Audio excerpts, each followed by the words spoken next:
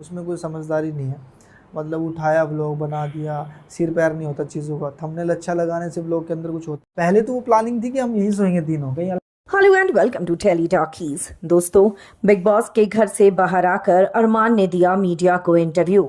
अरमान गुस्से में घर से बाहर निकला और उसने बाहर आते ही ये बोला कि मेरे साथ गलत हुआ है, मेरे फैंडम का इन लोगों ने इस्तेमाल किया है।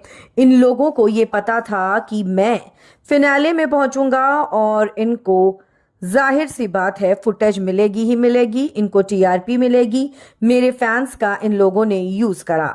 ऐसे में यहाँ पर अरमान से मीडिया ने पूछा कि आपको क्या लगता है क्यों किया इन लोगों ने आपके साथ ऐसा। अरमान ने कहा ये लोग एक नंबर के फर्जी हैं, मैंने इनसे कोई भी पैसे नहीं लिए इस शो में आने के लिए, और ऐसे में इन लोगों ने मेरे फैंडम का इस्तेमाल करा। मैं सिर्फ यहाँ पर नाम कमाने आया था। इन लोगों ने मुझे जानबूझकर शो में गलत दिखाया। ये लोग मुझे और मेरी बीवी सबको खराब दिखाना चाहते थे। मैं अपनी दोनों बीवियों को रखूंगा। मैंने यही तो कहा था कि मैं अपनी दोनों बीवियों को रखकर उनके साथ रहता हूं। तो इसमें मैंने क्या गलत कहा था? मेरी हर बात को गलत करके दिखाया गया। मैं इस शो में सबसे रियल था, मैंने असली गेम खेला।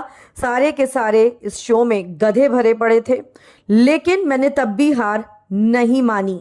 और अब देखना, ये लोग उस नेजी को जितवा देंगे, उसको विनर बना देंगे। यहाँ पर अरमान से पूछा गया कि आपने तो शिवानी के साथ भी डबल गेम खेला, आप उसके मुंह पर उसके थे लेकिन उसके पीछे से उसके लिए बकवास करते थे।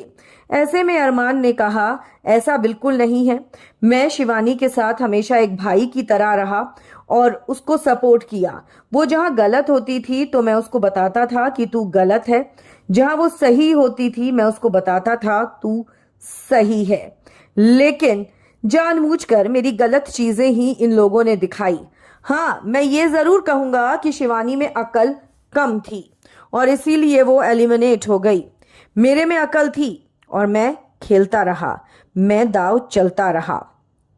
मैं जानता था कि कैसे और क्या करना है और इसीलिए मैं शो में टिका रहा। लेकिन इन लोगों ने एंड में जानबूझकर मुझे निकाला, क्योंकि इनकी ये प्लानिंग थी कि ये लोग मुझे शो से निकालेंगे, वो भी गलत तरीके से।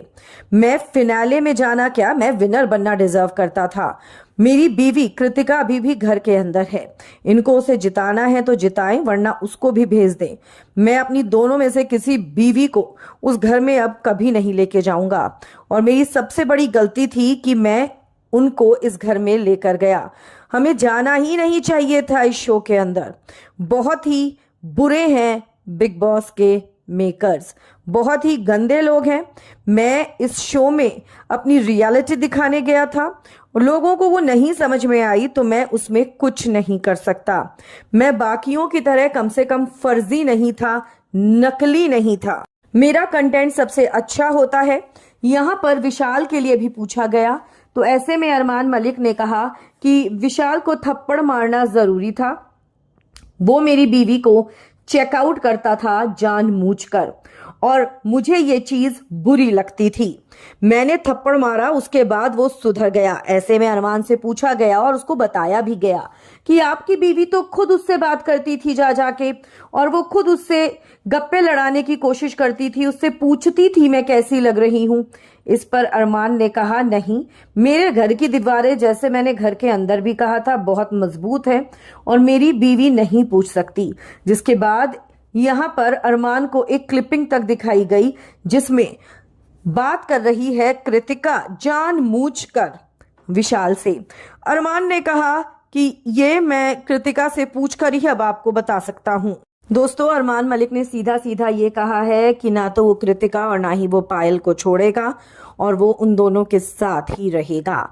देखना अब ये होगा कि किस तरीके से फैंस की हेट्रेड इसको मिलती है और किस तरीके से अब मलिक खानदान अपनी लाइफ के इन इश्यूज को सॉर्ट आउट करता है। आप क्या कहेंगे?